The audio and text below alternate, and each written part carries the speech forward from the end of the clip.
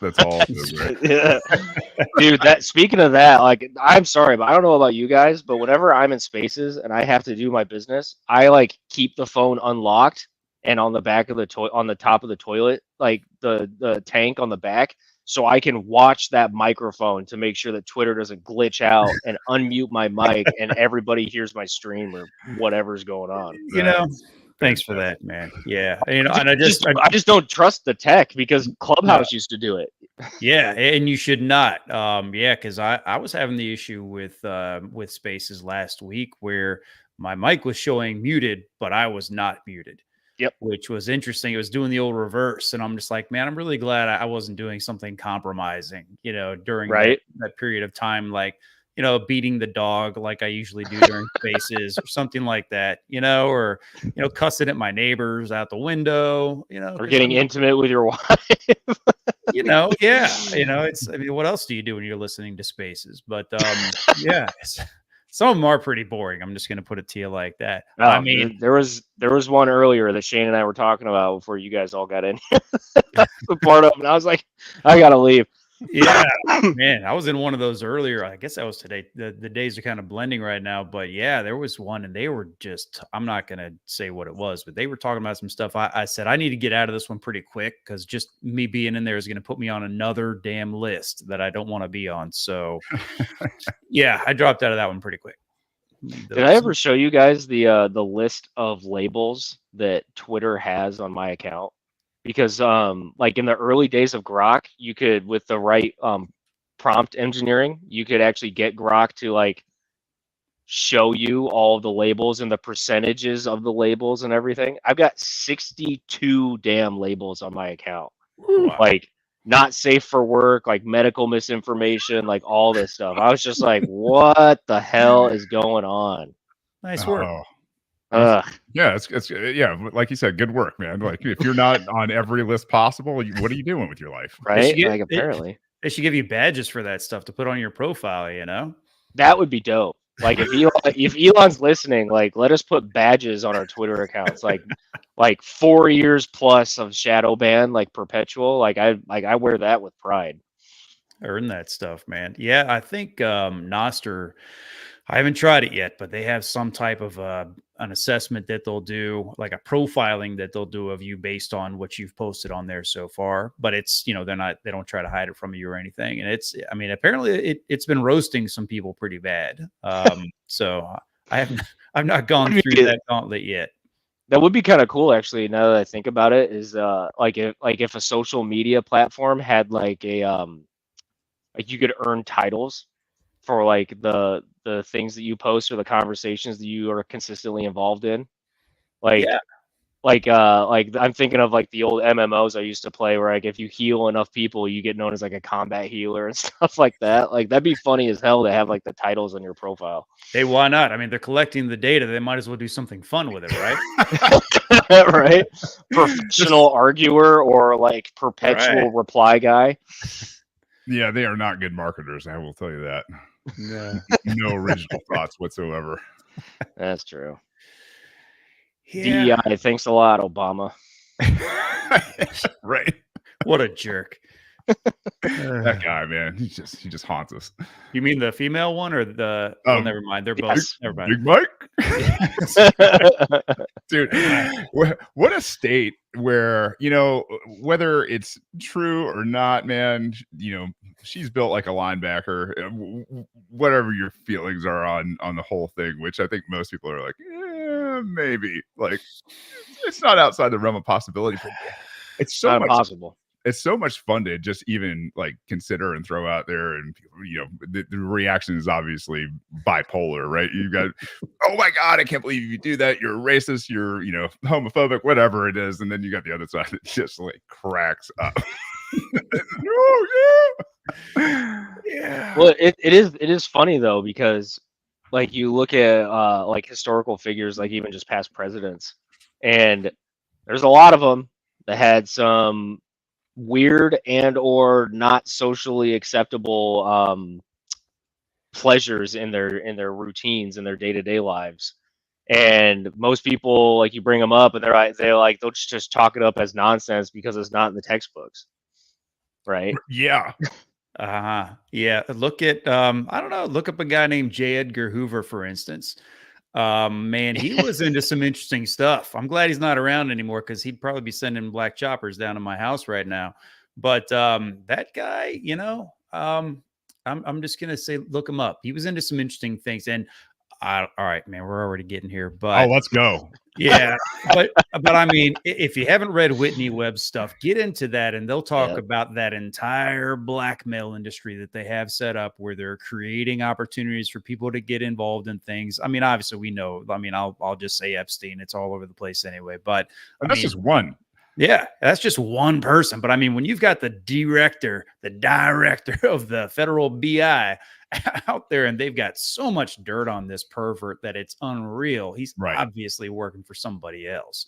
But it's fascinating. And then when you look at the impact that had on his war on organized crime and the ones that they let go and the ones that they went after, it's just amazing. I mean, the way that it shaped our judicial system and the criminal class in our country is just it's pretty cool stuff.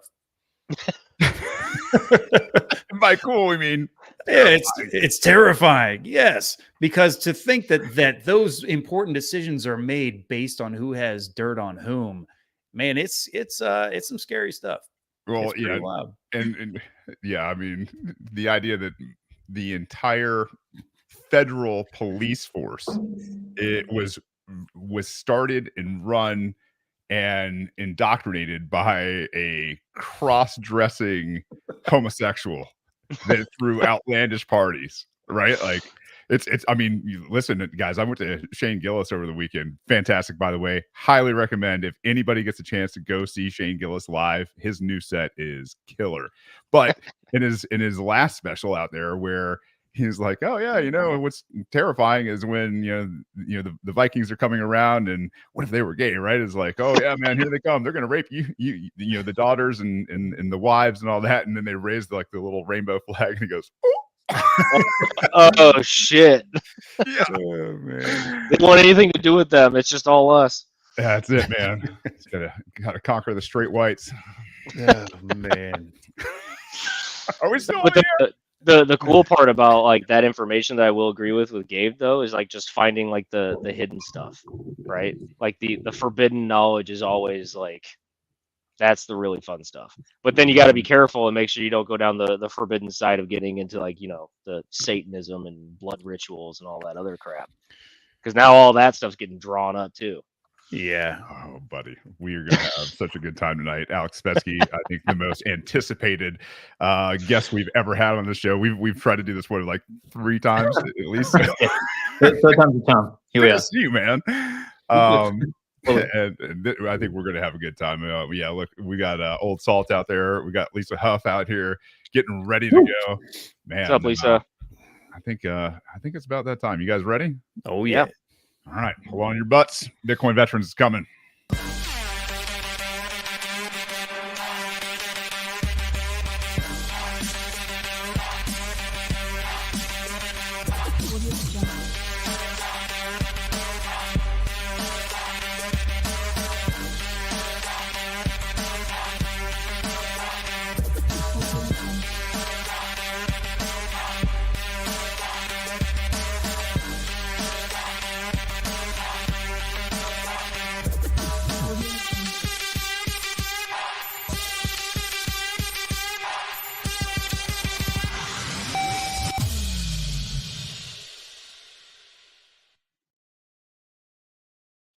Let's go. Hey, this is Bitcoin Veterans. I'm Shane Hazel, your host. I got Mike Hobart and Gabe with me tonight.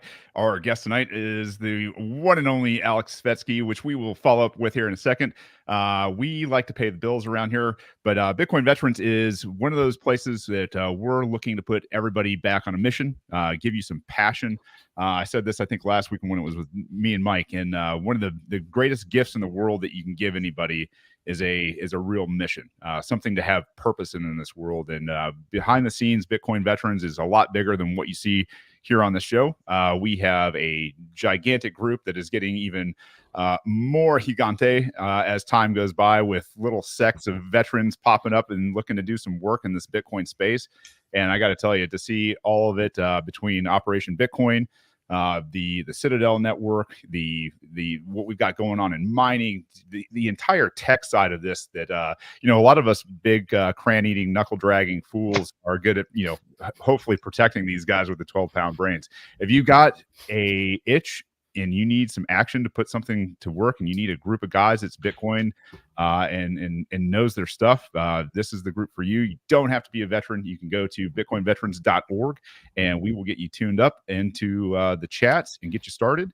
And from there, just hold on, because I'll tell you, it's kind of like a wild Mustang. You just kind of grip it and let it go, and it's pretty amazing. But let's talk about our sponsors a little bit, pay some bills, and we'll be right back.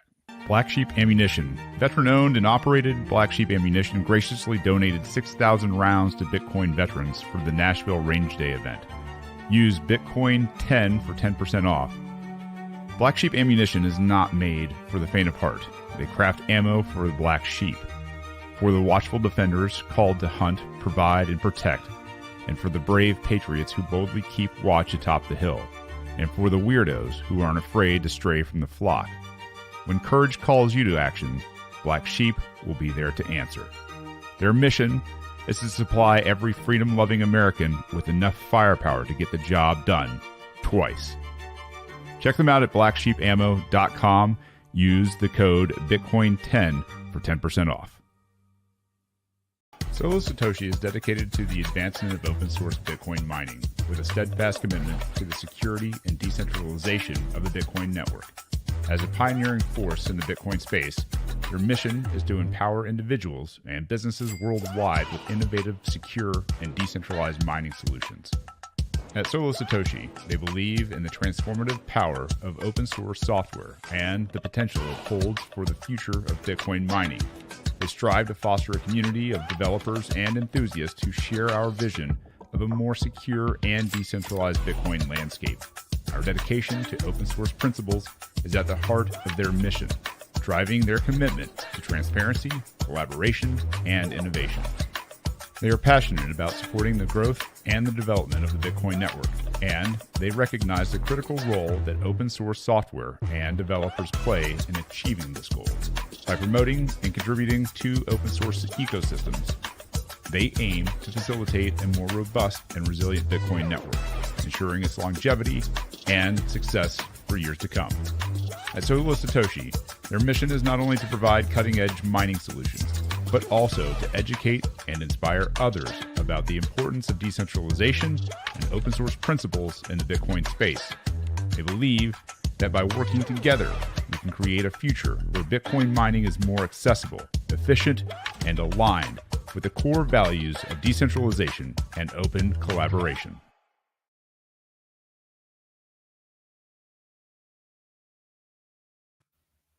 All right, back to the show. Thank you to our sponsors. Go check them out. Like their pages and give them some love. They do a lot for us over here at Bitcoin Veterans, and I got to tell you, you know, we've got so many of these guys lined up right now, and it's promising to say the least. But our guest tonight is the one and only Alex Svetski.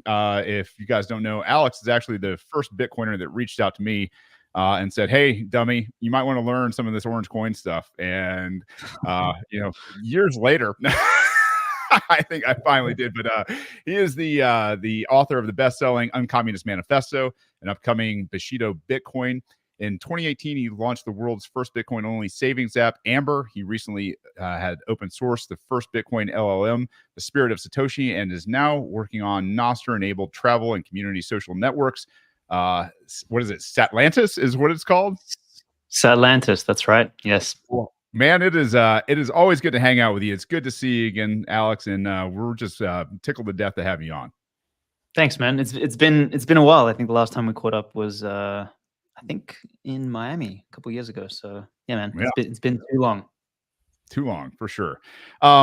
Man, you're always a busy guy. Like you are a producer of so much content, whether it's the Bitcoin Times or, you know, Amber, or, you know, books that you're putting out or podcasts.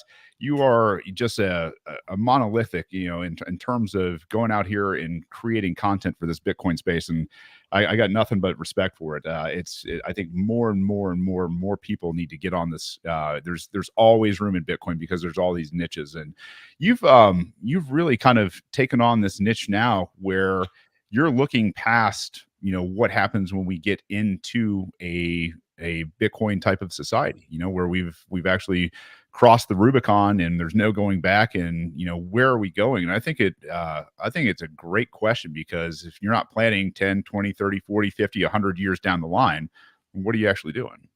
Mm-hmm, mm-hmm. Yeah, I mean, it's funny. You get to a point when you've been down the Bitcoin rabbit hole where you along the way you think, oh, I'm never going to get over this, and like there's so many things to learn, etc. But about 18 months ago or so, maybe even a little bit longer, I think I found, maybe not the end of the rabbit hole, it's probably not the right way to put it, but I found a point at which I was just like done with all the Bitcoin content. Like I'd heard it all, seen it all. Like I didn't need to hear another history of money, or why fiat money is, ruining the world and all this sort of stuff. Like, I get it. And I think I don't say that to disparage any of that content. I mean, I produced over 1 million words of like writing that content, but just for me personally, I wanted to turn my gaze elsewhere. And like, couple that with obviously all the madness that happened over 2020, 2021, 2022. I think a lot of us spent time probably initially really rejecting everything and being angry about it. And I know I was one of those ones. I was like yelling, bitching, screaming, whether it was on Twitter or getting arrested on airplanes because I refused to put my mask on and all this sort of shit. Like, so I kind of did all that. And then we kind of went into a phase of like just laughing at the stupidity, right? Like we went from rage to ridicule. And once again, I kind of felt like I reached a crescendo of that stage of emotion. And writing this book for me has been more about transforming myself as a person and my gaze. Like when I started writing the book, the idea originally came about when Eric Kaysen and we did a podcast by the name Bushido of Bitcoin, and this was in 2022. It was around the time when I had just launched the UnCommunist Manifesto and the print editions of the Bitcoin Times, and we kind of threw around this idea. We discussed that it was inspired by a book by James Clavell called Shogun, which is now a series. And granted, they actually did a good job with the series. Thank Christ they didn't. It's like one of the rare few ones that's not woke. And anyway, what we discussed on that podcast was sort of the relationship between Bushido as this concept of feudal Japan or late stage feudal Japan, which was basically a code of conduct for warriors, or a moral code, or a code of virtue, whatever you want to call it, and how Bitcoin seemed to be creating one of its own. And the original incarnation of the book was something more like that. And it was supposed to be a light book, maybe 20, 25,000 words. To give you an idea, the book is now 142,000 words. It's 5 books in one, and it's like broken up into 5 books basically within the larger thing. And even from the edition that I sent you, it's evolved significantly since then. I think the edition I sent you was still around like the 90, 100K words. Like it's evolved, and it's been like, I shared it around with like some people like Lynn Alden and stuff like that. I got a bunch of feedback, and I've really added to it. But anyway, kind of where I'm going with this, before I get off on all sorts of tangents, is my sort of coming to the point of having heard everything on Bitcoin, coming to the point of moving beyond ridicule and thinking about what's next, and also the act of writing the book and doing the research that I needed to do, like looking at all of the ancient cultures, the Macedonians, the Greeks, the Romans, the Christendom of the medieval age, and particularly I really enjoyed like going down the rabbit hole of the Japanese, and also like how the Japanese warriors and the Vikings, like the parallels that they had, all this sort of stuff. And then I got into Nietzsche, then I got into a bunch of other things, and slowly, like my gaze lifted, and the book transformed from its first incarnation, which was looking at the virtues that were emerging in Bitcoin, and I was like, no, fuck that. That's not that interesting. The second one was kind of like beating modernity over the head, and that was kind of like as I was going through the ridicule phase of the world, and I think that was probably the third draft. Like going back and reading the third draft the other week, I saw sort of like this sense of kind of like sarcastic despair, almost like just pointing out how the past was so much better than where we are now. And then this final incarnation of the book, particularly the last like draft 6, 7, and now we're on draft 8, almost done, is way more ascendant. Like you read the book and you want to go, you literally want to go run through fucking walls. You want to like go and bench press a fucking ton, like whatever. Like you feel different, and that's basically where the book's gone. And to tie it back to your original comment, and sorry I took up so much time here, but basically, yes, this is a book about what's next. And there's even a short story in here about the year 2084. Like, so everything is about the future. I don't give a fuck about now. I don't care about the next decade. I care about the next 100 years. And that's what this book's about. Why 2084? Partially arbitrary. I needed, so the entire book itself has got nothing to do with 2084. The entire book is like history, philosophy, psychology, you know, and setting up for the future. But towards the end, there's a section. So, like as I said, the book's broken up into 5 books essentially. So there's the prelude, there's Origins, which is like a history and parallels and the samurai and how they emerge and everything. Then like the big meaty chunk of the book is the virtues. Then there is the section called integration, which breaks up the 4 big pillars: culture, governance, wealth, and seasons and cycles, and then relate how Bitcoin helps those. Then I've got a whole book on praxis. So the practice, training, physiopsychology, mastery, pain, rites of passage, all this sort of stuff. Hell yeah. And then finally, what the future holds. And where the idea for the story came was in What the Future Holds. I started writing about, you know, all of these models like meritocratic feudalism and aristocracy and all this sort of like crazy ideas that I have about how the world's going to be structured in the future. And then my editor was like, dude, don't tell, show. Tell me a story. And that's actually opened up a whole new area that I've never done in my life before, is actually write a story. And fuck, I'm telling you, I've got the sickest story. And I placed it in the year 2084. I don't know why, but yeah, maybe it's got something to do with 1984 and it's 100 years I was later. gonna say it is like a century after 1984, so it seems quite relevant.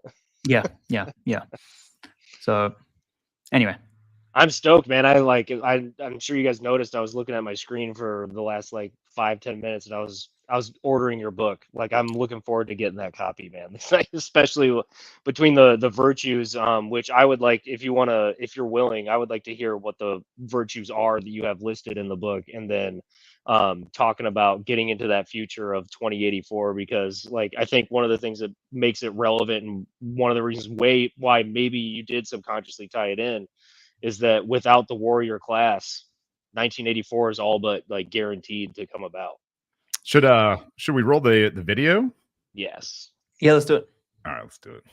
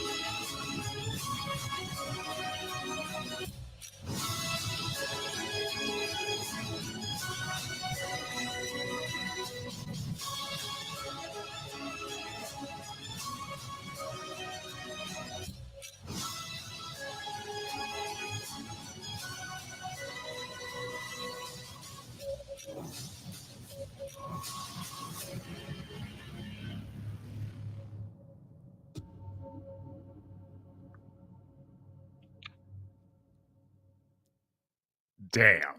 Damn. Like- yeah. That's like pre-workout right there. It really is. Honestly, I was watching that before I went to the gym for like the first week. That'll do it. Damn. Gym, Man, and it's such an important topic because we're already seeing signs of the risk that Bitcoiners can fall into that exact same trap as everybody else. 100%. Because what happens when you become the group of people that is in control? What happens when you, I mean, if you want to see a person's true nature, what do they say? You know, give them power. And I mean, that's what we're going towards. And so we know that Bitcoin is going to win. And we know how it's going to happen. But exactly, I mean, that is the question. You know, what's everybody going to behave like when it does happen? There you go. I just summarized that video for you in case you needed it. But it is. I think it's so relevant right now because we already see the signs. And I know it's kind of a joke, and I know a lot of it is, you know, as you use the word ridicule, and people have their memes, and they say there will be signs, and you know, you got everybody's Lambos and all that other stuff. But you know, that's not, none of that stuff matters. None of that stuff is important. And I think that I know that that's something that we embrace among the Bitcoin veterans community, is that this is more than just about money. This isn't just about getting rich. This isn't just about telling everybody else, hey, look, we won and you lost. We got all the money now and you don't. You know, have fun staying poor, losers. It's more than about that. Yeah, I think this is right on time. This is awesome. I appreciate it. I appreciate it. Alex, would you mind giving us kind of like a synopsis? It doesn't have to be all of them, but maybe like some of the core values or virtues that you had mentioned that you have included in the book that you talk about. Yeah. Actually, before I even do that, you just mentioned something really important, which I think is it's a distinction that not many people realize rationally speaking, but they get it biologically speaking or viscerally speaking. Is there's a difference between virtue and value. So values are things that you desire. And this is something, as I was reading the book, as I was writing the book, really hit me. Like there's a section in there called freedom is not a virtue. Like freedom is a value, and it is derived by acting out the virtue of responsibility. So freedom is actually downstream of that. And this is a big thing that I talk about in the book, is I say, look, virtue comes first. Like even before, like virtue is even upstream to morality. Because one could argue that different cultures and different religions, etc., have a different framework of morality. But I can tell you one thing: courage is a virtue that is recognized by all cultures and all religions and all people. Like it's almost biological. Like when you see something and you know that it was courageous, you can't help but feel it. You know, like even as I'm talking about it, like I feel chills, right? So that integrity, you know that transcends the usual morality. Now, the line is not so clear cut. Like I had a discussion with Jimmy Song the other day, and you know, he was trying to make the opposite argument. He was like, no, morality comes first, then virtue comes second. And I was like, no, I don't think so. Like it feels to me like the virtue is very hard to lie about. Like so, if you know, you've got, I can very quickly tell that someone like Greta Thunberg, right, or Bill Gates, let's use him as an example. Like he doesn't live by the virtue of restraint or self-control. Otherwise, he wouldn't be fat, right? Like so I can see whether he lives by virtue or not. But he can sit there and say all the things about morality and why he's a good person and why he should help everyone and all this sort of stuff. Now, granted, we can also see his lack of morality too. So maybe that's not the best example, but you kind of get what I mean, right? Like it's very hard to lie about that. So anyway, I just wanted to put that out there. Like there is the fundamental difference between virtue and value. Virtue is what you do, and it's the action. It's the action-oriented element which helps you attain the things that you value, whether freedom, peace, or protect them, etc. Yeah. Exactly, and protect them. Exactly. I say that quite a bit, that independence is a verb, and like you cannot expect to be free or independent if you haven't done the work to be free and independent, and that's a colossal mountain to climb. In fact, I use independence as an example in the responsibility chapter, where I basically say that independence is some blend of freedom and responsibility. Like it's when those two things come together, like it's independence that actually matters. It's not, and it's also, there's another distinction I use in the book that I'm thinking of now. It's like people don't want absolute freedom. What they want is autonomy, which is another word for basically independence. Absolute freedom is meaningless. Like it's just like it's molasses. It's chaos. There's no guidelines. There's no restrictions. You know, people say, "Oh, I need to be creative, so I need to be completely free." No, like believe it or not, like restrictions or barriers actually force creativity because it's you know, you have a framework within which to be creative on. So it's that's a really important distinction that you brought up, Shane. I just want to sort of echo that independence is the key. Which is like what you just said with the restrictions to kind of like facilitate the creativity is precisely what the Stoics argued, because that restriction would be the discipline. Like you don't just chase all of your pleasures in some hedonic like lifestyle. You're not gonna end up achieving anything because you're just constantly seeking pleasure for pleasure's sake, and like then you're essentially throwing aside another thing that you were talking about, with like the freedom being really kind of like downstream of the virtue of responsibility, because you have to take on the responsibility for yourself, and if you have a family, but you have to take on the responsibility for yourself and for them, and the responsibility of taking care of them and providing for them and yourself in order to actually have that freedom. Correct. In fact, I've always, for the last year, I've been saying this, or the last 2 years, in fact, and this was also another reason why, like I wrote this article years ago for Bitcoin Magazine called Bitcoin is responsibility go up technology, right? So it's like, you know, I was trying to like start this movement, and it was funny. It was the least read article. Nobody gave a fuck. And I was like, really? So in this book, round two, I've got responsibility. I know, right? Yeah. In the book, I've got like a whole, like one of my favorite chapters is responsibility. So I open up with like the absence of responsibility. Then I talk about agency as the animating force of life and how NPCs lack agency. Then I talk about the psychology of responsibility, and I introduce everybody to a psychologist that is long forgotten, who's called Alfred Adler. And I think of him as the Austrian economics equivalent of psychology. It's the forgotten school, and you guys will love that one. Then I talk about the energy of responsibility, then freedom is not a virtue, and then I finish up with like rights and responsibilities and what that all means. But in the book, and as I said, for the last couple of years I've been talking about this, is if you want to take away people's freedoms, you don't do it overtly by taking away their freedoms. First, you take away slowly by slowly the things they're responsible for.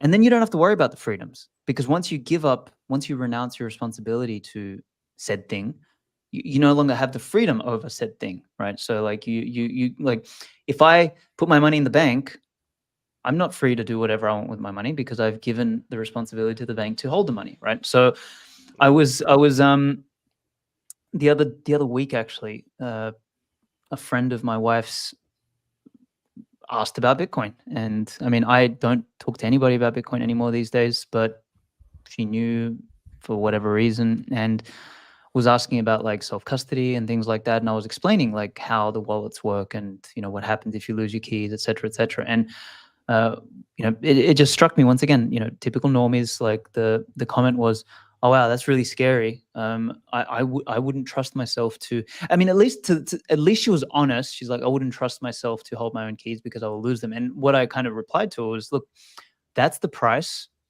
of freedom. That, like, the price of freedom is responsibility, and not having somebody to bail you out afterwards, and not having somebody else to fix you. And in many ways, that is that is actually what leads to maturity. And the older I've gotten, like I look back on my 20s and I was the classic kid, like freedom maximalist, fuck you, fuck everybody, everything is my choice, I'll do whatever I want. Now I was never lefty liberal, but I was just like, man, I just didn't have the ability to know like where there was a sensible line. And man, I've done all sorts of stupid shit and been in trouble for all sorts of things. And now that I'm a little bit older and maybe half as stupid, I've started to appreciate that, yeah, freedom is not so, it's not all it's made out to be. And in many ways, like, this is why I've moved away from the libertarian movements and all this sort of stuff. It's like everything is so freedom, liberty oriented. And it's just so childish. Like there's something deeper, there's something more fundamental than that, and freedom is just a consequence of it all. And yeah, this is actually a big reason why I wanted to jump on the call with you guys, is that as veterans, as people who have sort of lived the lives that you guys have lived, you appreciate that everything is not all fucking sunshine and roses. Like, it's not like, oh yeah, we're going to create a libertarian utopia and no state. Like, it just doesn't fucking work like that, right? It's all bullshit. Like, and these like libertarians are completely out of their minds. Like, in my opinion, most Bitcoiners are also out of their minds in terms of like their fantasies. And I've just sort of moved away from that in time and realized that there's these more fundamental things, these virtues, once again, responsibility being a key one, self-control and restraint, respect, excellence, honor, courage, justice, like all these sorts of things come well before freedom. We don't have the justiciarian political movement, right? We don't have the responsibilitarian movement. Like, they're more important than libertarian. Well, yeah. Yeah, I was gonna say sorry, Shane, to your point, just real quick, like the warrior code. Like, if you're gonna live by the warrior code, like, you're sacrificing some of your ultimate freedoms to agree to carry yourself and act in a specific way that is agreeable by your brothers in arms. That's all I wanted to add. Shane, go ahead. No, yeah, I mean, when you talked about money in banks, kind of giving that up and not having that as a responsibility of your own. There's a ton of other things. If you want to be independent, quote unquote free, you have to put in the work. It's your food. Are you sourcing your own food? Are you outsourcing your food? Are you sourcing your education or outsourcing education for you and your kids? Are you outsourcing your security, or do you have that pretty well underhand with, whether it's you and your family or a group of people within your community? Do you have that taken care of? Tangible skills. Are you farming out your tangible skill sets, like especially around the house? Like, if you don't know how to do, normal auto repair and maintenance and things like that, and then, home repair, I'm not saying you can't, but like in a pinch, having those skill sets, amongst a various group of other things, I think it is super important that you highlight that is there's so much proof of work that goes into what everything in terms of Bitcoin, fantasy is predicting, right? Is like, guys, you don't get to hang up your work boots when we cross this Bitcoin Rubicon. Like, if anything, you better strap up and strap on, because it is going to be survival of the fittest. And I think that's probably a really interesting, point to jump off into, another question. And Gabe, I swear to God, I'll shut up after this. I see a very dark period ahead for the human species, right? Like, we're up against some things that we don't really understand. I don't think that you're not privy to a lot of the information. But I do understand kind of the cycles of what goes on in history. And we're at that inflection point almost now, right? We're seeing the people who like to censor come out of the woodwork. We're seeing, all of this come out of the woodwork. I'd be curious as to, the warrior cultures that you've really paid attention to, the samurai, the Romans.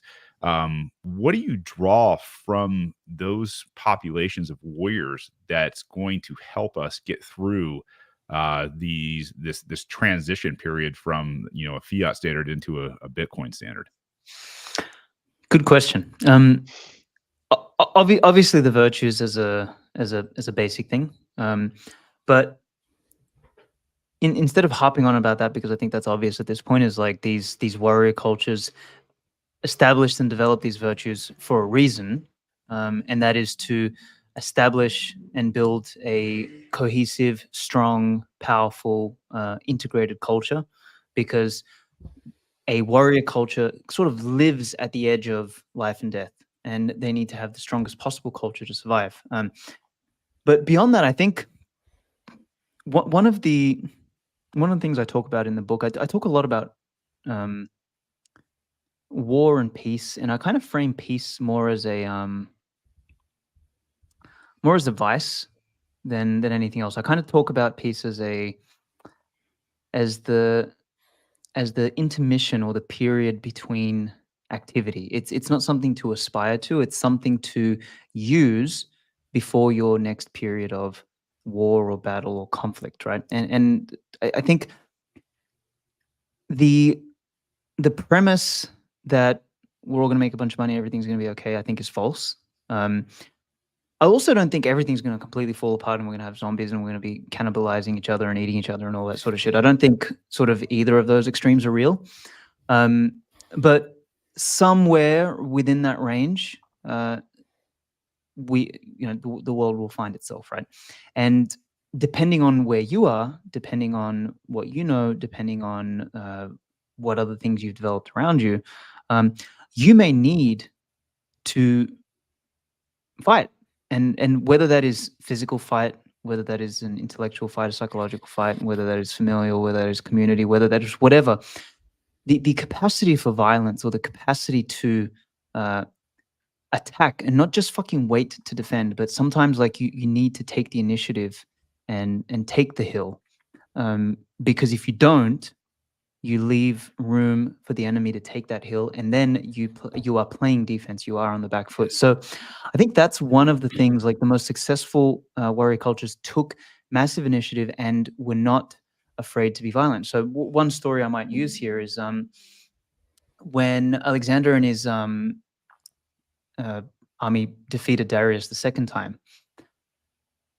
Darius obviously fled again, and in the process of fleeing, one of his generals basically betrayed him, backstabbed him, made him a prisoner, and decided to take on the Persian army himself with the idea of getting reinforcements and coming back and taking out Alexander, or potentially selling Darius to Alexander. But unbeknownst to him, Alexander didn't see things that way. He's like, this is a traitor, and I don't do business with a traitor. So he went after them, and man, they covered more territory in 11 days than any army since, with cars or without fucking cars.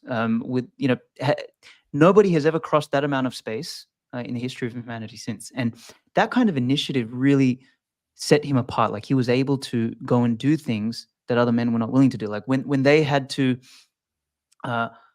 meet armies, and I can't remember if this was the Persians or during the Afghan period, but basically he went and he crossed his army over the Hindu Kush in the winter, right? When everybody else was like, this is madness, like nobody would ever do this. They crossed in the winter to take the initiative, to have the capacity to get the higher ground or to get the better position, everything like that. Speed, initiative, and ultimately, as I said, the capacity for violence. So I think, without going on to, I think there's many other things here that I could mention, but I think that one specifically, and it's just a recurring theme in the book, whether it's like at the end of the book, I've got this section on the metaphysics of war and beauty, where I talk about freedom and war. I talk about the eternal battle, like everything from the moment that we are basically in the process of procreation, like the sperm that's swimming up the canal is in a war and a battle with the acids in that canal to survive and to be the only one that makes it. And then when it makes it, the battle that the embryo has to become a living being, and then the battle that it gets ripped out of the womb and goes from a liquid environment to an oxygen environment, and it's like traumatic rite of passage fundamentally. So it's like all of these things are violent in nature, and I think our relationship to violence has basically become characterized by the same relationship we have when we buy meat at the supermarket, right? Like, violence is sort of like hidden, it's out of sight, and like nobody talks about it. Like the extent of the violence we experience is like, oh my God, look, there's a video on Twitter, and it's like, people yelling at each other. Oh my God, it's so violent. Like, I had someone the other day like reach out to me and be like, oh my God, someone attacked me on, like, it was one of my staff, bless her, she's beautiful soul, but she got attacked on Nostr, and she's like, I've never had anyone attack me. I'm panicking, and I was like, relax, there's trust me, there's much worse things in life. Like, so it's like that desensitivity to violence, pain, struggle, sacrifice, all of that sort of stuff, I think is probably the best answer I can give you in the limited time we have. Man, that's it's interesting how we use the word attack so regularly. This person was attacked on social media. No, that's not an attack. Somebody said something mean about you that doesn't even know you. And there's no real damage that you can't recover from when it comes to that. And it's interesting because language is important. Obviously, the words that we use, they matter. And you talked about the abdication of responsibility that so many people are so willing to engage in, because without that responsibility, there's this superimposition of this false notion of freedom, because you're not responsible for those things anymore. But what you're really doing is it's not about freedom. It's about the control that you're giving up, that you have over your own life. Because if you're not responsible for something, if you give up that responsibility to another entity or anything else, then they now have control over you. So I'm curious what you've learned in your studies of the virtues of these other cultures that we're talking about. I'm curious what you've discovered as far as the role of community in these different cultures. What has stood out to you as far as that goes, as far as rituals, rites of passage, the roles of those different elements in those virtuous cultures that you've been researching? Yeah, beautiful question. I mean, in the praxis part of the book, there's a whole series of chapters on rites of passage, and I look at traditional rites, modern rites. Then I go into a section called Slaying the Inner Dragons, which is a discussion on vice, because as much as virtue is that which you orient towards and you move towards, vice is that which you must keep at bay as best as you can. And one of the mechanisms that I discuss about dealing with vice, and just a mechanism for also establishing virtue, is this idea of the Mannerbund, which means the band of men, or the brotherhood, or the alliance of men is probably the more accurate term. And this basically ties into community, right? But it's a gender-based community because men and women are fundamentally different. And I make a point of that in the book, is like, much of my book is written for men. Women can read it for sure, but they're not going to relate to it in the same way as the five of us will, or the four of us, because we are men. We're biologically different, and we adapt to things differently. We understand things differently. We view things differently. Like, all of that sort of stuff is unique to the biological makeup of men. And it's funny, I spoke about this with my wife the other day, because we had a bit of an argument. She asked me, why is it always we went to this pet store. Can I get un-PC here? Oh yeah. Oh Okay. yeah. All right. We went to a pet store, and lo and behold, the person at the cashier is a complete tranny. And I was like, oh, for the love of Christ. So, my wife comes out afterwards. She's like, why do these people always work at pet stores? And I was like, do you want to know the truth? And like, the little devil on my shoulder was like, tell the truth. And now I look, I love animals, but I'm not much of a pet guy, right? And I think in many ways, the rise of pets has been an unhealthy function of how devoid civilization is of a relationship to other humans and their own fucking kids. Agree. Yeah. And it pisses me off. And anyway, I said that to her. Now she is a woman, and she loves her dog, and she took it personally, and stupid me for not thinking that a couple steps further. But anyway, we get into this whole fucking argument, right? And afterwards, she's telling me something. She's like, sometimes you're just so arrogant. You think you're better than people. And I was like, well, yeah, because I am. And she's like, see? We get into this like other argument. But my point was, and I tried to like coach her on this. I said, look, you're not going to understand. I said, you're a woman, and what you don't understand is men play status games. Women do to some degree as well, but men live and die by status. The reason we go and get money is for status. The reason we go to war, the reason we go to mission, the reason we do all this sort of shit that we do as crazy men, like we do stunts, we drive fast, we do all this kind of crap, is to establish status, particularly among the men that we respect, or whose respect we want to also gain, right? Yes. And this is this is once again unique to men, and women just can't understand this because they're more egalitarian. They're like, oh, you're so beautiful. No, you're so beautiful. Like with guys, it's like, bro, you look like a fucking idiot. It's like, oh, thanks, bro. Let me change my shirt, right? So it's like, it's completely different worlds. So anyway, I've a bit of a tangent here to come back to your question about communities. Like, I see that as absolutely fundamental. I might read a passage here from the book. So Go for it. I say, we're in a fight for the soul of man, and we need all the best men possible.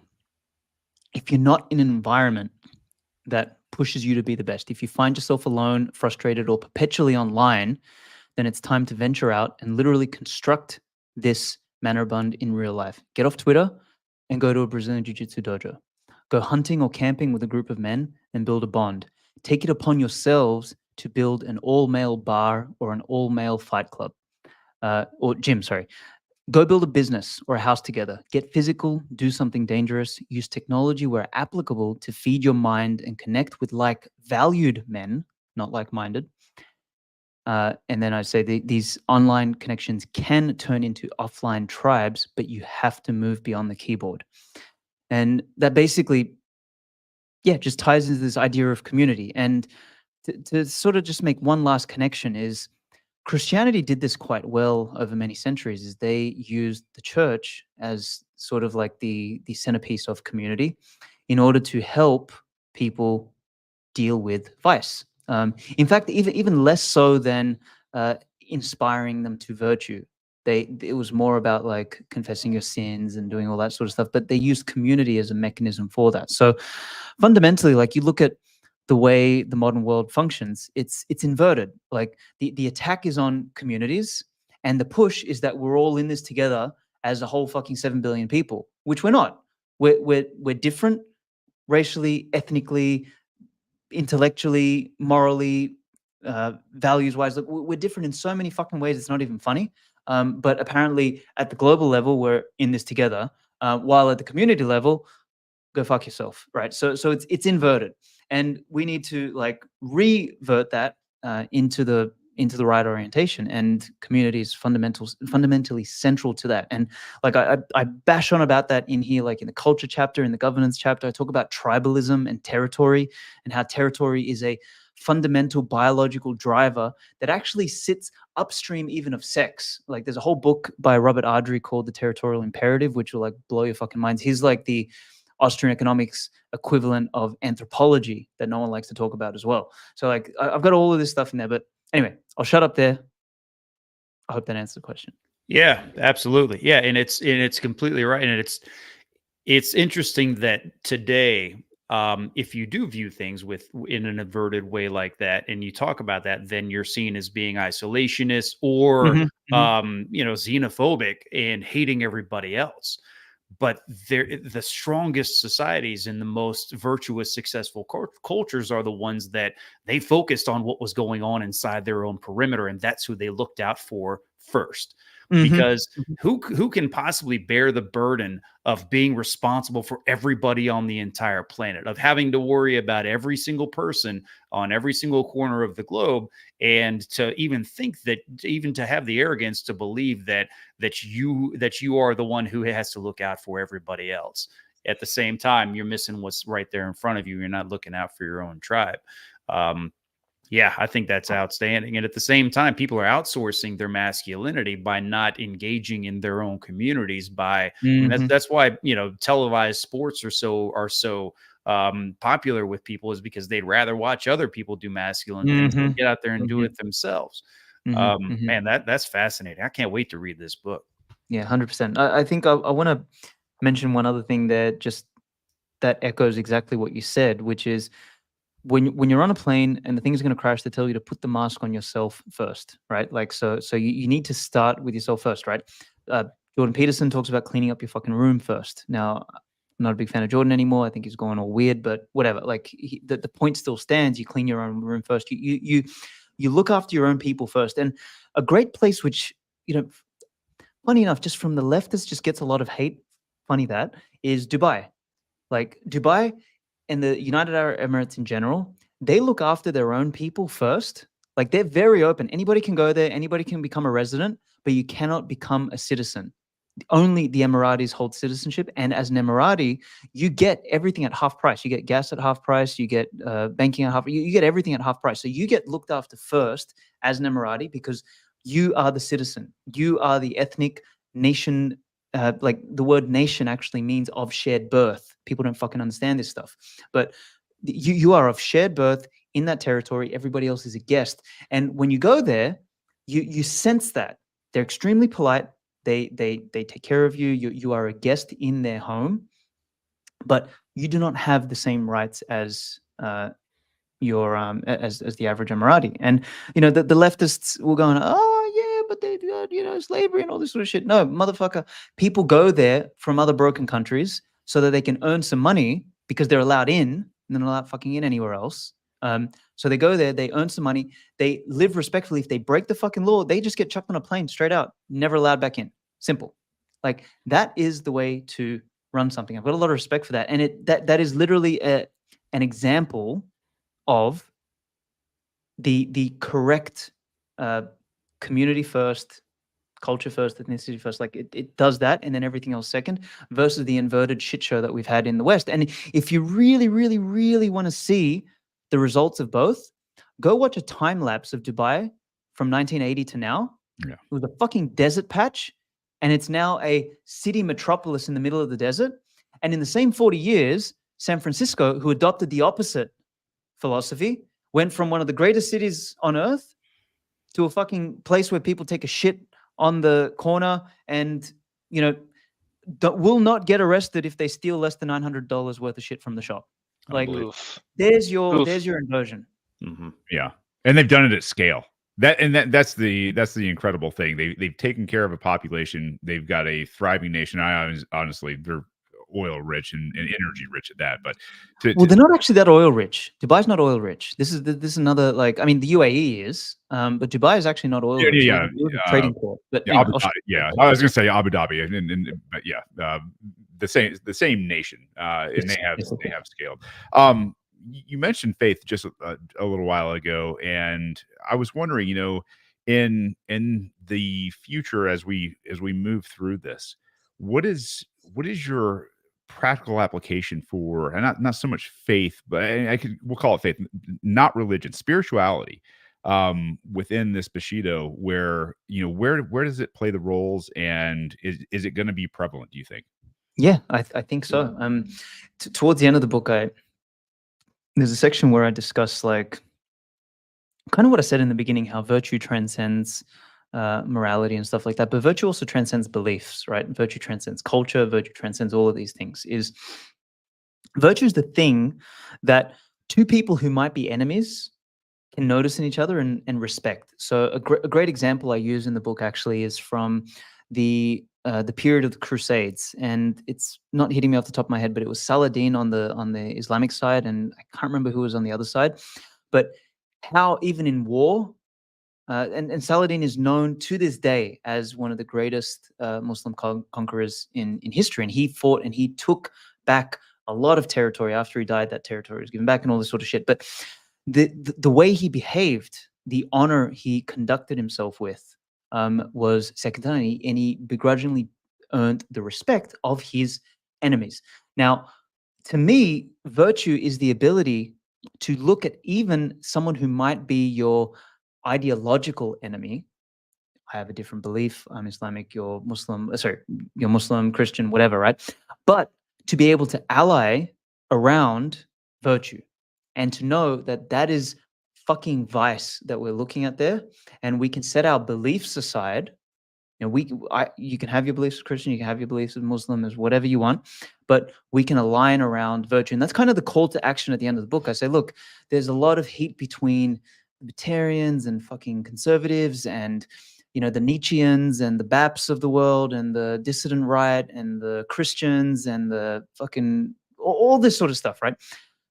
But there's a common thread that links us up, and I'm hoping that common thread is virtue, or something like the 10 virtues that I've proposed here. And these, just to be very clear, it's like these aren't Svetski's virtues, right? Like this is me having found some sort of pattern or some sort of overlap from the greatest civilizations. I didn't just pluck these out of my own asshole. Like these are there, and they seem to be repeated over and over and over again by different cultures, each who achieved some degree of civilizational excellence of their own accord, right? Like I love, like, for example, how the samurai and the Western knights, with completely, like, they were geographically completely distinct, genetically, biologically different, completely distinct, and they came up with the same feudal structure, with the same warrior class, and the same warrior class established the code of virtue, Bushido in the East, chivalry in the West, which basically mimicked at the same fucking time in human history. Like, that kind of stuff is mind-boggling, and that stuff is not accidental. That happens because it works. It happens because there's something there. And to sort of tie it back to your point about faith, like, faith kind of, like, is a wrapper for all of this stuff. But the core thread to me remains something like virtue. And maybe some people get angry at me about this. Like, Jimmy was not a big fan, because he sort of, like, hates Nietzsche, and he's like, you're betraying Christianity for, like, talking about Nietzsche. And I was like, well, no, because Nietzsche was actually right about a bunch of things. And there's a thread we can pull from there that makes a lot of sense. So it's not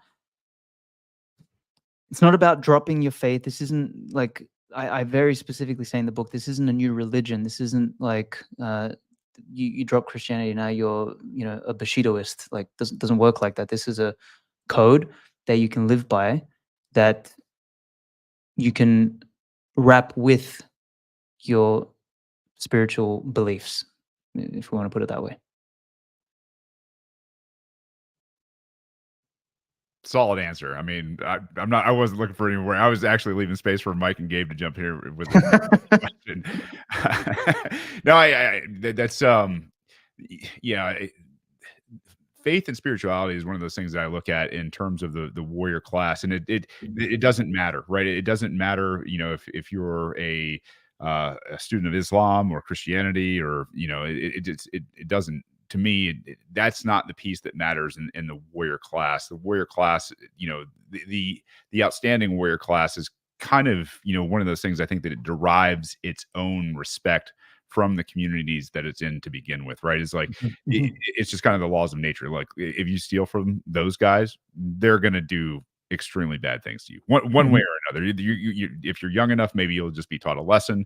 If you're inside the community, maybe it's not so severe. If you're outside the community, it could have, obviously great ramifications. And you see things like kind of just bleeding over from just the natural strength of that type of group, where you're like, hey man, if you try to have an affair with that guy's wife, or you try to take his property, or you try, like, whatever the case is, like, you start to look at things from that virtuous point of view, like, oh, hey, listen, this virtue is going to keep you and your family alive at some point. And I think it's very much a derivative of that warrior class that obviously is protecting a community.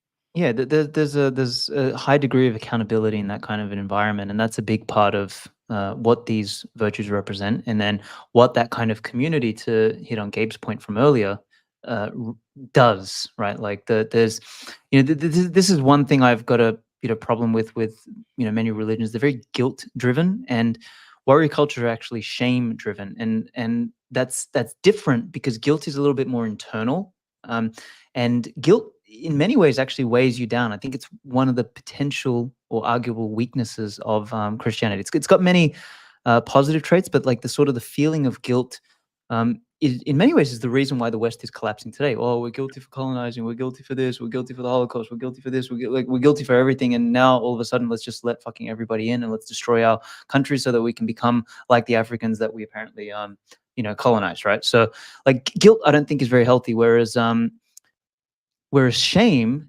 is more like, you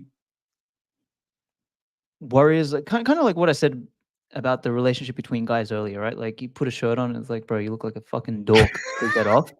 Like, that kind of shaming works, and it's like, it's instant. And you don't sort of, like, it's not like God will judge me for the shirt that I'm wearing and I must now feel guilty or something like that. It's a different energy, and I think that's That's it's that really ridicule between your peer group. And I mean, I'm sure you guys remember it well. I remember going through, RIP and all the indoctrination and that stuff with peers, right? Like these guys were peers, and they were 2-time volunteers. And if you didn't have your shit together, if you were getting fat, or you like whatever the case was, you looked like a bag of ass. Your room, like whatever it was going to be, that you were the liability instead of the asset.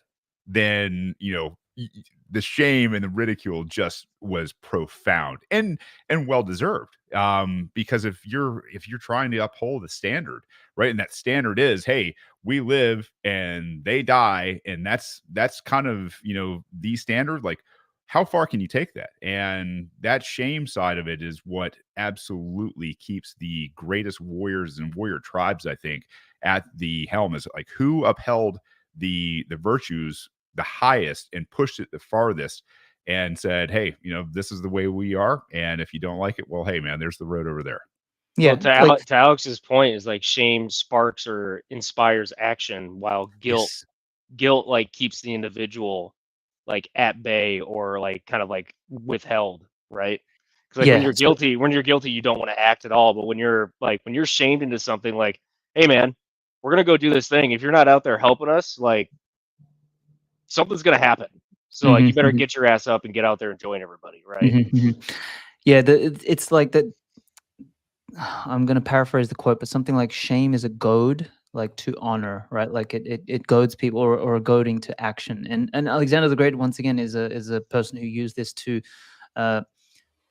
great effect. Is that there's a period where his soldiers wanted to turn back when he was on the trek, and they were near India, or perhaps even in India at this point. And he gets up and he shows, like he strips naked, and he shows that all of his scars are in the front of his body, nothing in the back, which means he's never running away. And he asks the armies, if anyone has been in the front lines more than I have, or if anyone has more scars to show than I have, and if anyone has more, please come and show me. And like he used that as basically a stick to prod them into continuing forward. And it's a very powerful tool. Obviously, you need to be careful not to use it too much. As with all tools, psychological and spiritual, mental, and all this sort of stuff, like you can take them to extremes. But it's clearly powerful, and we've it's funny. It ties into Gabe's point earlier about like people are so allergic to things like shame and being called out, etc. Like they call someone yelling at them on Twitter an attack. I'm fucking freaked out now. Like I'm gonna die because someone attacked me on Twitter. It's like, chill. Like we need to make shame and bullying and stuff like that great again, basically. Yeah, I mean, there's got to be a standard. And it sounds like that's what he was doing. He was like, check it out. All my scars are in the front. This is the standard. This is the way we do it here. We don't run, we go forward. And when there isn't a standard, then, then there's no expectation, and there's no way forward. There's no path.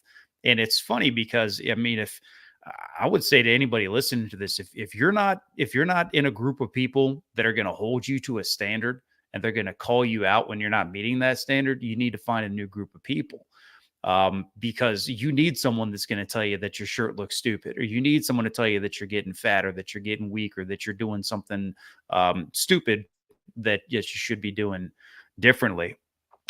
Because if everybody tells you, if everybody that tells you that you're great and that you're doing a good job, then your friends are a bunch of liars. All right. Yeah, and they want you to be weak because they're weak.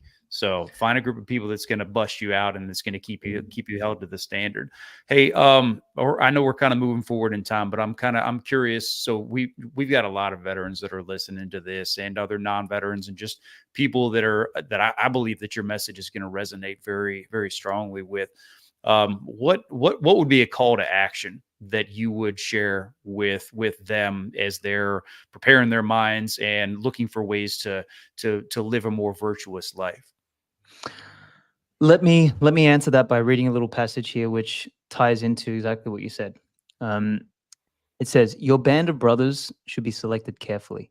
They are not merely those whom you've known the longest, and also not only those who are nice to you. In fact, beware of the latter, for a true friend will call you out when you're not living up to your potential.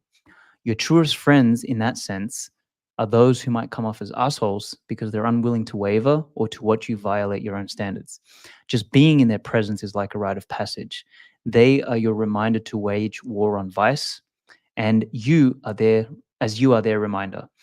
And then I've got a quote from a old essay, which is, those who want the best for you are by definition those who demand the best from you.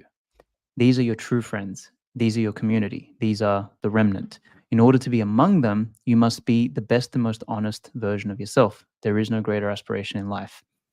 So I think that would be my call to action. Maybe I'll finish it with this. Your truest friends are the ones who would shed blood for you and you for them. They are the ones whom you can train with, whose family you would guard, and with whom you would feel safe leaving your family under the care of should something happen to you.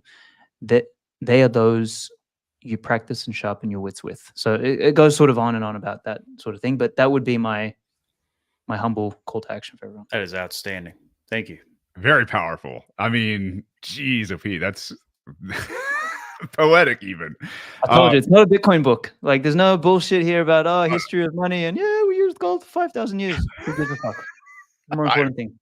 Yeah, and this is if this is any indication of how this book is going to read, it's probably going to be a repeat read for a lot of people, and for a good reason. I think there's so much that happens in this warrior type of culture that is great for society, that is great for community, that's great for creating that those periods of peace. The stronger societies that you have that are upheld by virtue and by a warrior code that wants to spend their time in the garden, not at war.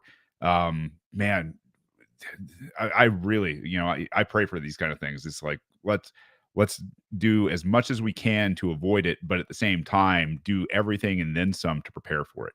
Mm-hmm.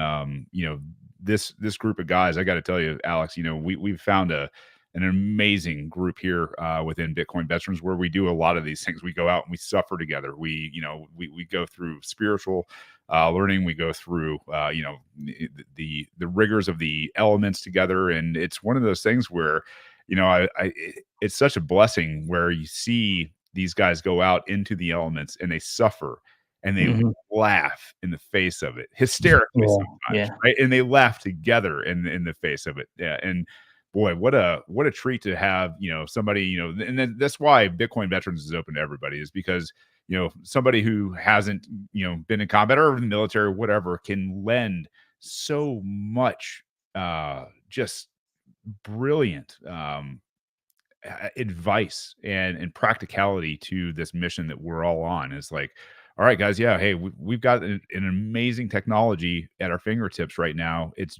virgin, and we really don't understand what we're planning. We know things are going to change. We know we're pushing things to change, but we don't know the path that we're all going to be on. And this is one of those that I think helps us in terms of navigating it. 100%. I think I was just laughing when you said the whole battling the elements together and laughing about it and shit like that. Like, women will never understand that. Like, they'd look at that and like, what's wrong with these people? Like, why would anyone do that? And it reminds me of the the scene in 300 where the arrows go up and then they're fighting in the shade and they're laughing.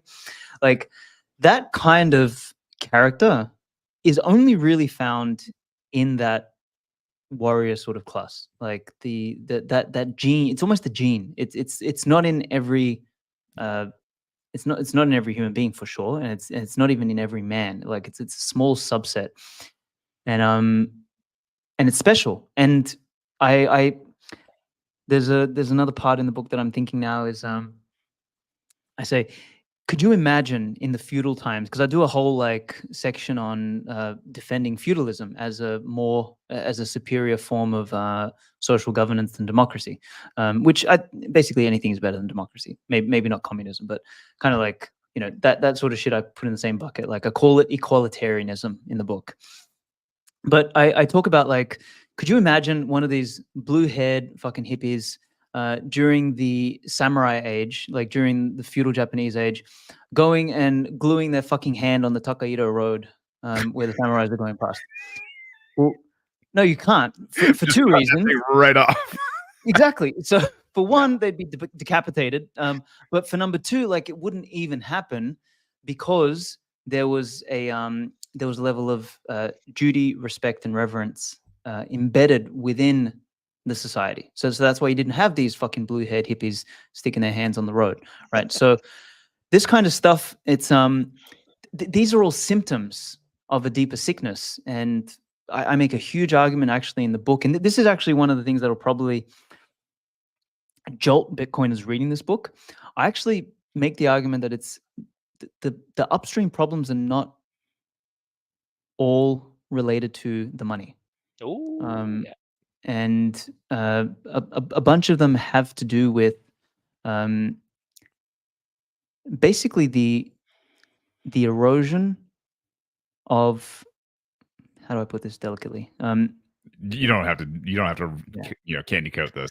This is skip the sugar, man. Go straight to let's salt. go for it. Okay, it's the erosion of men being in charge, basically. Simple as that. Like as soon as we opened up and made universal suffrage and all this sort of shit, and it wasn't even just like women's suffrage, but it was giving everybody the vote. I've got this whole section in the book about like Rhodesia, and this one always like rubs me in an interesting way because I've done just my own private like reading of a lot of Wilbur Smith's work, which is historic fiction about the founding of South Africa in particular.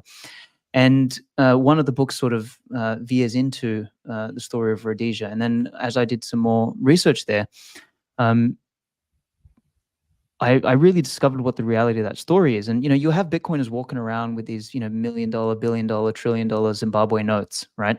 And they'll be like, see, Zimbabwe collapsed because they printed money. What they don't fucking realize is Zimbabwe was the collapse long before they printed the money. Zimbabwe was Rhodesia beforehand, and Rhodesia was the breadbasket of an entire continent. It was one of the most lightly populated countries. It was landlocked, but it was sophisticated, advanced, prosperous, and it was, as I said, the breadbasket of an entire fucking continent before, basically, unfortunately, the commies got in there, so Red China and USSR, and the fucking United States and the UK partnered with the commies, and they embargoed their own ally in Rhodesia at the time, and they basically sealed their fate and put, this is how Mugabe took power. And what was unique about Rhodesia was that they were the last traditional republic or state in which only the landed people had a vote. So you needed to have a certain threshold of property in order to have a say in politics. And at the time, and this is a massive story that like basically 99.99999% of Bitcoiners are completely fucking oblivious to, and it drives me crazy when they walk around with their stupid $1 trillion Zimbabwe note, thinking that fucking they figured it out with the money printer. It's not the fucking money printer. It was the destruction of the structure in which it was the propertied who chose where and what happened with the resources in the country. And when that was torn apart, when that was ripped apart, the country fell apart. And that's what then led to the dumbass Mugabe, basically, like, they killed off all the white farmers. They did all the atrocities that they did. Then they ran out of fucking money. And their solution to running out of money and to running out of food was to print money. Fucking morons, right? So that comes later. That's like, it's basically the equivalent is eating seed oils all your life, then getting cancer, then getting chemo. The chemo kills you, and it's like it was the chemo. Well, no, it was the seed oil. So there's something upstream, right? So I think this is another thing I talk about in the book, which, as I said, it's going to be a very un-Bitcoin of me to say that there's other things than just the money printer that are at cause. The only thing that I want to say is don't worry. I don't think you should be worried about the un-Bitcoin thing. There's a lot of conversations in the Bitcoin space that I think all four of us here will agree that like need to be had, like outside of like, oh, like let's fix the money. It's like, yeah, we can fix the money, but there's a lot of other problems we have to fix too at the same time that like money can play a role in, but it's not just a Bitcoin or a fiat thing. Like Mhm, there's mhm. a lot more to this problem than just money. Mhm.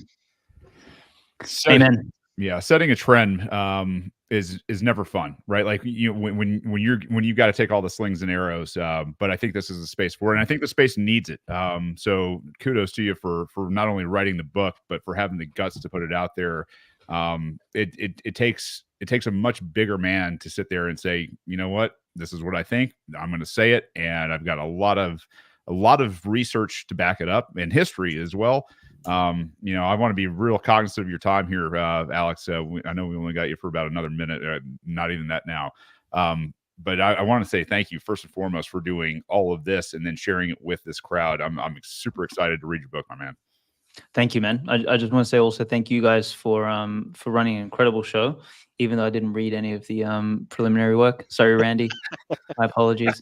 But seriously, well run. And also, you guys are just fucking awesome, man. This is the kind of stuff that I want to see in Bitcoin. I'm bored of all the other shit. Like this is actually a high quality, high signal conversation, and particularly what you guys are doing outside of the podcast with like bringing men together for those ordeals. That's second to none. So thank you guys for the work you're doing. Thank you. Awesome. Thank you. It's our genuine pleasure. We're going to stick around, Alex. If you need to bow out, we really appreciate your time, my man. And you let us know as soon as that hits, and we'll make sure to broadcast it for you and try to get as many eyes on it as possible. I think this group is going to devour that book and probably have multiple sessions in our little chat rooms and everything else together. So I'm sure. Yeah, I'm sure. If for anyone who is thinking, when the fuck is it coming out? I've been saying it's coming out next month for the last 12 months. Almost next month, I think. So we're on the final stretch now. I put a monster day in today, like restructuring things. Probably for the next week or two, we're still in the final parts of the edit. If I'm lucky, it'll be on Amazon by the end of October. So that's kind of the plan. Let's see. For anyone who is interested in pre-ordering it, you can do it on Geyser, and you can do it. I believe the Kickstarter is still accepting late orders as well. So like, if you want to get it there, it is. I literally just did it like as you we did? were booting up this space. Okay, awesome. So yeah, if you want to spend fiat, go on Kickstarter. If you want to spend Bitcoin, go on Geyser. But yeah, fingers crossed. At the very least, I'm pretty sure it'll be out in November. If I fumble October, or if I have another fucking brain fart of an idea to add into the book. So we'll see. But thank you all. Thank you guys for hosting. Thank you everyone for listening. And yeah, I can't wait to get this out. See you, Thanks brother. for ran with us, man. Cool. Yeah. Thanks, guys. We are going to stick around and we're going to talk a little bit, I think, probably about this because it was such a great interview and subject. But we thought we'd even throw around a little bit of our ideas on what's about to go down in this abortion of a debate. Wow. Golly. All right, just hitting the SEO filters like right out the bat. Man, this I'll tell you what, I'm tickled, man. I'm really excited to read this book. For Bitcoin veterans to have, a little over a year under its belt and to have, this core leadership group and, I mean, all the OGs that are out there too, that are getting out there and doing things together. This, boy, God, to revitalize that warrior mentality, that warrior spirit, the ethos that goes along with it, and what it's going to take to get us through this transition period, which I think it's upon us. I think people really haven't woken up to the idea, like, time's short, and I think there's a lot of violence coming, and I think there's just so much to do and prepare for. You're never done, right? You're never done, and the biggest piece of all of this is your network. How's your local community? How's your local family? How's everything within your little proximity? And then for the guys out there that if we can share communication and share our thoughts, ideas, the current happenings in our regions, where a lot of the powers that be don't want this kind of stuff shared. How are you doing all these things? We answer a lot of those questions in Bitcoin Veterans, and we're building. And I think that's one of the big things that we are doing is we are building decentralized communication through Freedom Tech. And if you're interested in that kind of thing, it's not the easiest, right? Like the warrior's path is not easy, but it takes a ton of study. It takes a tremendous amount of work. And, if you think you got some hobbies now, well, think again, right? Like Yeah. half of it's going to be reading, and then the other half should probably be practical application and recruiting. Yeah, if you're complaining about having time, like get plugged into Bitcoin Veterans, you won't have any time anymore. You'll be fine. Yeah, limber up your brain, man, because you got some work to do. But I mean, that's what it's about. When you get involved in this group of individuals with these with these psychopaths, you're going to be learning things like you haven't before. I mean, and it's constant, and it's a lot to keep up with. But the fact is, you need to be ready, and you need to be ready right now because it's happening. Okay. Yeah. It is taking place. Okay. And we're going over a waterfall right now, and you can't swim back up that thing. Okay. And we're coming into times where there's no other option than to accept the responsibility that is yours and to prepare yourself for what is happening. Okay. And it's not just what's coming, it's happening, and it's happening now. And if you're not looking around, and if you're not seeing what's taking place around you, then it's time to wake up, and it's time to recognize what is taking place, and it's time to take action. And the most important thing that you need to start doing, if you're not doing it yet, is start paying attention to what your own standards are. Start paying attention to the group of people that you are a part of and what standards they are holding you to. Because it's like we were talking about earlier, if you're surrounded by a bunch of people that are telling you that you're great just the way that you are, they're lying to you, because you are not. Okay. You are not perfect the way that you are. The fact is, you could be a whole lot better. And the more important fact is, you know it. So do something about it. All right. If you need someone to give you a pep talk, give me a holler, man. I'll make you feel like total shit until you decide to change something about yourself. But I'm doing Gabe. I will shame the hell, but you'll be better for it. All right. And I expect the same in return. Okay. I need it. I need people to tell me where I'm messing up. I need people to tell me where I can improve, because I know that the list is extensive. But yeah, this is it, guys. We're here, and this is what all of our moments before have led us up to. So the good news is, none of us are on our own. And if you are on your own, you need to cut that shit out, and you need to get involved. So yeah, that's my couple of sats. Before we jump into anything about this debate, because I don't even know, man. We were talking about it on the Spaces this morning. And for those that don't know, Bitcoin Veterans now has a daily Spaces on Twitter/X at 10 o'clock in the morning. Just go to the Bitcoin Veterans handle. But yeah, we were talking a little bit about the debate this morning, and there were some interesting takes on it. So yeah, I don't want to jump into it in the beginning of the conversation, but well, I don't know. What do you guys think? Are you going to be watching it? Yeah. I'm gonna torture. How can you not, right? It's gonna be that. Well, I mean, train wreck. Yeah. I mean, besides train wreck, the hilarity of I don't really care who any of the viewers' like allegiances or affiliations are, but the hilarity that I saw a statistic that like somewhere around 60 to 70% of whoever this polled population was believed that Kamala Harris was going to come out and crush Trump. I was just like, no. Oh God, she is the most manufactured candidate in history, and that's saying something, because Biden spent his entire run in a basement during COVID. She is. I mean, and if you don't understand who runs media, right? Like, who runs the media? There is about 6 organizations, and they're all run by the same people. If you understand what they've done in terms of a 180-degree turn, right? Like, she was absolutely nobody. She got crushed by Tulsi in the last debate. She has been incredibly inept. And they've said, I mean, Joe Scarborough, for God's sakes, is on record talking about how inept she is. If Joe Scarborough thinks you're inept, I got news for you.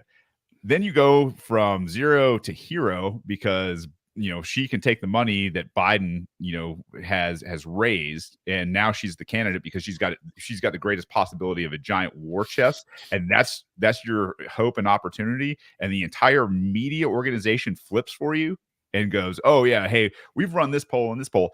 First of all, polls are bullshit. Polls are absolute propaganda to get people to think a certain way and condition them. They polled 10 people. Yeah. It doesn't. And they were all trannies. And they paid them. Right. But to think that she's not going up there with an earpiece. She's been at this for a minimum of 5 days. And I think Trump is absolutely going to have his day with her.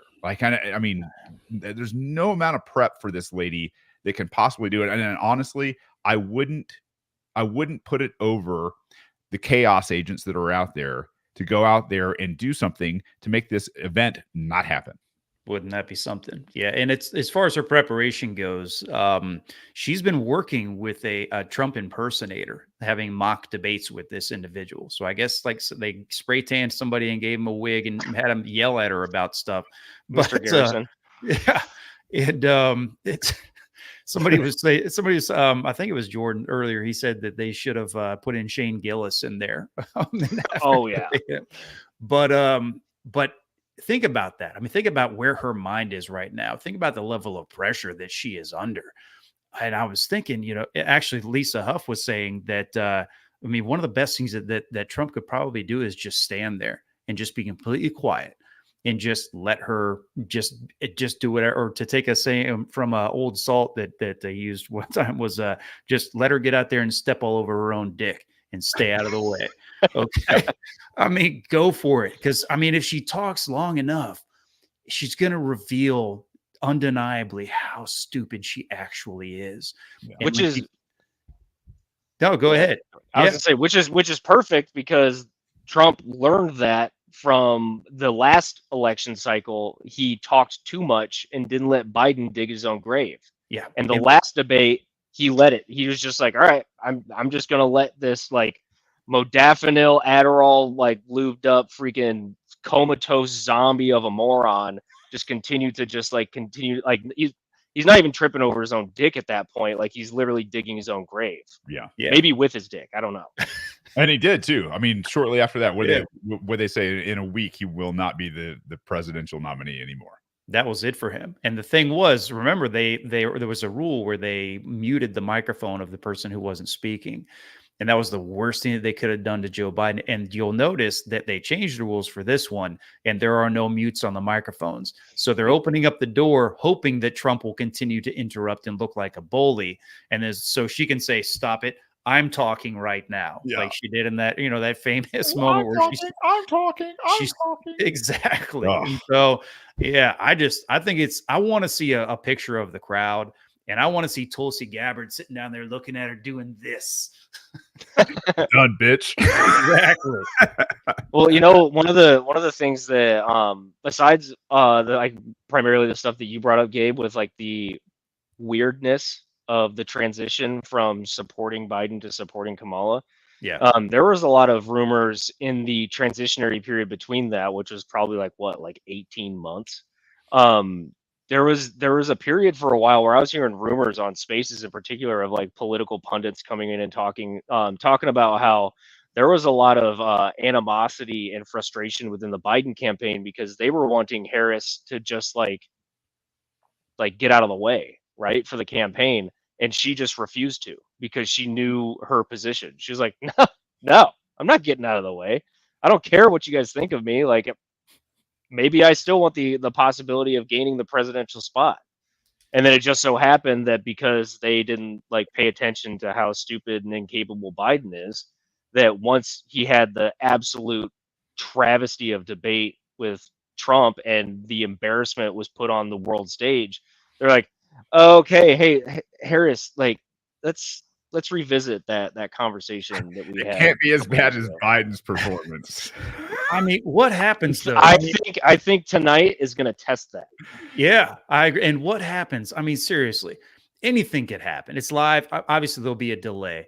But what happens if she just like completely and totally bombs this thing, and like to the point where she faints on the stage and like pees on herself? I mean, what do they do if she or if she just starts hurling obscenities at him in a drunken rampage?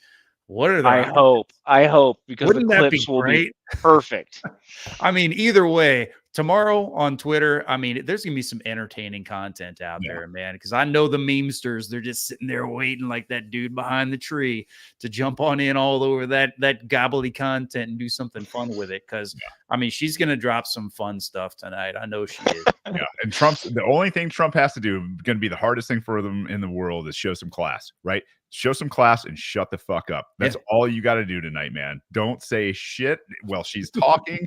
let her say everything she wants to say, and the world's gonna see absolutely what a bimbo this lady is. What a DEI presidential candidate the Democrats have put up, just like every other piece of trash they have, man. It's at this point, it's I have so many thoughts. When's it supposed to start? In the next like 15? 9 o'clock or so. 9 o'clock? Okay, I thought it was like 9 8:45 or something. Yeah, so we got a little bit of time. Everybody can go out there, get their popcorn ready, grab an extra beer or whatever you're gonna do tonight to kind of dull this out. You might as well. And that's the thing is, I don't know how much it matters. At the end of the day, like I said, I don't think anybody's coming to save us. And whether it's Trump or her. I will tell you, the fact that you got a Kennedy and a Trump together talking about Bitcoin, that's the one thing I think that is a defining issue for a lot of people in this group. And I don't know, at least I guess you can say they got that going for them. Amazing times, no doubt. Any go ahead, Mike. I was gonna say, honestly, I don't think there's really anything else that's being talked about for this debate other than just like how much of it's literally going to be like a deer getting hit by a semi on the highway. Over and over and over. I don't know if anybody like in the audience, like if you guys haven't seen like what happens to a deer when a semi hits it when it's going 80 on Interstate 80, like there's the pink mist from a sniper hitting a headshot. And then there's the pink mist from an entire body exploding because of like a multi-ton vehicle just hit you going 80 miles an hour. I think it's going to be that. Just over, like you were saying, over and over. Or at the very least, just like right out the gate, just splat. And then it's just like everyone's just like got hangover from it afterwards. I think she might have a couple of zingers. She might have a couple it might take a second for the semi to get there. Yeah. But I want to see the moment in her eyes when she recognizes, just like the deer's eyes, when they recognize, oh shit, this is it. I'm done. Yeah. That's going to be interesting. You think it comes before or after she rambles about time and community? Yeah. The problem is her delivery. She has no delivery, no timing, no likability. Like, I'm not saying she's Hillary Clinton unlikable, but she's maybe one notch above. She can't string words together into a coherent thought. That's true. At least Hillary understood international politics. Yeah, at least she can read a book, like Rules for Radicals. She knows how to use that. At least she knows how to remove her enemies, right? well, yeah. You gotta respect your enemy to some point, right? Oh man. All right, fellas. Why don't we wrap this thing up? Any last comments? No, man. Man. Other than I'm super excited to read Alex's book. Hell yeah, man. That was a great conversation. I'm glad we had him on. Yeah. Third time's a charm. Mm-hmm. All right. This has been Bitcoin Veterans. We do this every Tuesday night, 7:30 p.m. Or I should say, we get together at 7 and 6:30. Golly, Shane, 6:30 Eastern, and we do pre-show, and then we start live at 7. So if you guys want to catch us here next week, I think we've got a off week for a guest, and it'll just be the guys hanging out, talking probably. Maybe still talking a little bit about this. Who knows what's going to be in the news cycle? Which is all the viewers' favorite episodes anyway. So you guys can look forward to that. Make sure if you're out there and you need more Bitcoin veterans, they host spaces every day, 10 o'clock Eastern. Fantastic group of guys and gals get on there, and it's more interactive. So if you want to do a little more interacting, go out there, check those guys out, give them a follow. And I tell you what, Coleman's doing a great job hosting that thing now. So this is what we're talking about, is growing these guys and taking on new positions. If you want it, come get it. That's how Bitcoin veterans work. You can go check it out at bitcoinveterans.org if you want to get plugged in. And until next week, we'll see you then. See you.